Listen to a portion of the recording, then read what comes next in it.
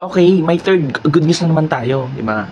Patungkol naman kay Bato. Sa mga avid fan na halos handang ibuwis ang buhay para kay Bato, ito na guys, ang para sa inyo. Si Bato po ay nagbigay ng kanyang desisyon na hindi daw siya susuko. Di ba? Bakit susuko sa ICC?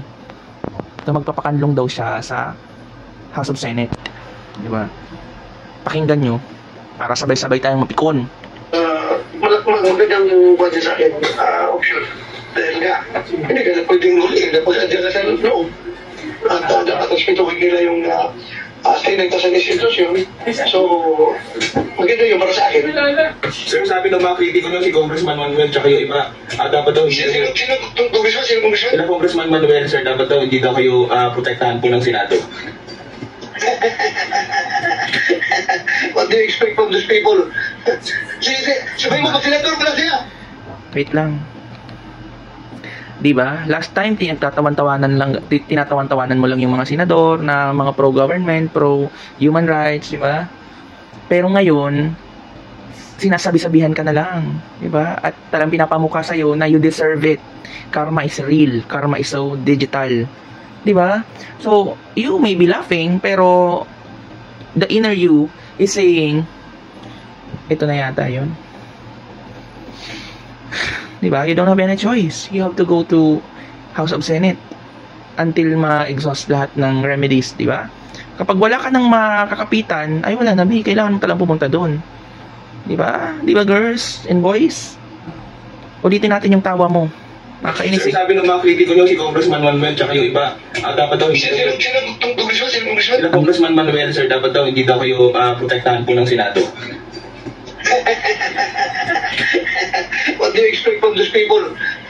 Sige, sabihin mo, mag-senator pala siya. Para pakinggan ng thesis ko niya. If they will become senator, I think they are more progressive and intelligent. 'Di ba? Because alam mo sa mga tao yung mga pro human rights. Kasi may force na gagawa or may group na gagawa dun sa mga war on drugs, 'di ba? Pero kayo, you are skipping your level eh. 'Di ba? It's like kayo na dapat andito na kayo sa pinakamataas. The reason why, pag nadadapa kayo, ang taas din. Tingnan niyo yung pagkadapa mo. Di ba hulmado? Si Senator Potato. Di ba? Ngayon, parang once na napunta ka na sa ICC, you will look like mashed potato be. Girls and boys. Kasi ang yabang nito ni Bato sa mga hearing sobrang yabang niya, nababad trip ako pag nasasalita to. Alam mo yung parang nakakapagsalita ka lang ng little English, tapos yung mga proseso pag inuulit-ulit na wala na parang nakuha mo yung posisyon, kakadikit mo kay Duterte, parang ganon. I'm not disregarding ng yung mga na-achieve mo, pero if you stayed po sana doon sa ganon, hindi ka darating sa ganyan. 'Di ba? If there is someone na nag-abuso ng kapangyarihan, it is you.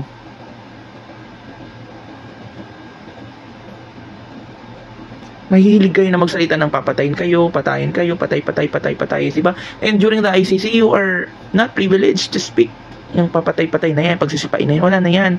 As you can see, Tatay Digong, ay syempre, we still give respect kasi sa age, sa pagiging Pilipino, former president, sa pagkatao, as human being, diba? Pero ang nakakapag-trip, wag na kayo mag-angas-angasan, ang napakayabang mo, yung mga congressman na sa tingin mo walang kalaban-laban, but if they merge, 'di ba, with force, tingnan mo anong nangyari sa iyo. They're becoming more powerful, especially ang tatalino ng mga nasa Congress, as in. If I am given one wish, kung sino yung gusto ko ma-meet talaga sa Congress, gusto ko ma-meet si Congresswoman Louise Tro. Magpapicture talaga ako, mga 75,000 na talaga. Gusto ko talaga siyang mayakap. Alam mo, kaya ako nag-aaral ng talaga. Alam niyo na yun. Because of her, I'm so inspired. Diba? Ano pa? Gusto mong sabihin ba to? Bilis na. Yung kanyang kagustuhan. Sabi mo, mag-senator ka muna kami para pakinggan ka na speak. Ang yabang mo? Bakit tanong? Biglang... Jersey Ate Nympha po. Sir, pero sir, doon lang po sa sinabi ni SP, meron naman siyang clarification na hindi kayo habang panahon na pwedeng mag-sanctuary sa Senate only until masagad ninyo yung lahat ng legal remedies. Are you okay with that po? Yes, hindi ko naman sinasabi na forever akong mag-standby dyan. So, meron pa rin na ibang courses of action na pwedeng gawin. Di pa rin Yun susuko. nga lang, hinihintay lang natin yung maging desisyon ng Supreme Court. Kung ito ay pabor o hindi pabor sa atin, then we will make our next move kung ano maging desisyon ng Supreme Court. Siya hindi kasama sa course of action Ang pagsuko. sa courses of action na kino-consider ninyo yung pagtatago. Sir, kasi diba, like si Senator Ping Lacson nun, hindi nagpahuli. Senator Hunasan. Kayo sir. Kasama yan. Di ba? Kasama yan sa process of action natin. Salin yun? Na hindi kayo susuko? Na hindi kayo susuko? Kasama yan sa kinikonsider natin. Kasama yan sa process of action na pwedeng gawin. Sen, di ba sabi niyo sir, gusto niya rin alagaan sana si Very good. Duterte dun sa dahig, samahan siya. Paano yun sir, kung kayo mag-stay lang dito sa Pilipinas at kung sabi niyo maging option niyo magtago? Mahirap man daw doon, mahirap man. Ultimo yung anak na, hindi makalapit. Hindi bisita ng basta-basta yung anak na si Vice President Sara.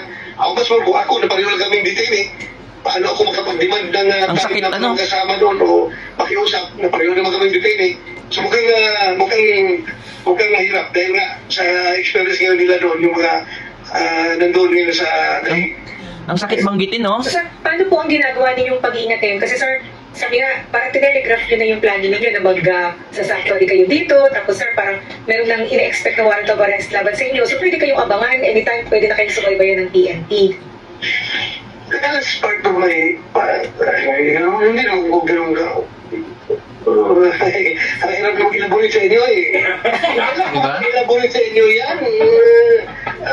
Nag-aral ba kami sa PMA ng military strategy, mga principles of war.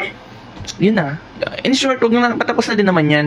Pero ang gusto niya lang palabasan dito ay kahit talaga magkamatayan talaga, hindi niya ibibigay yung sarili niya, hindi siya susuko sa ICC. Ganun yun, B. So sad lang, di ba? Kasi nawala na. Pag nasa ICC na, wala na lahat ng angas. Di ka talaga pwede mag-angas-angas doon. Di ba? Anyway, that's the fruit of your labor.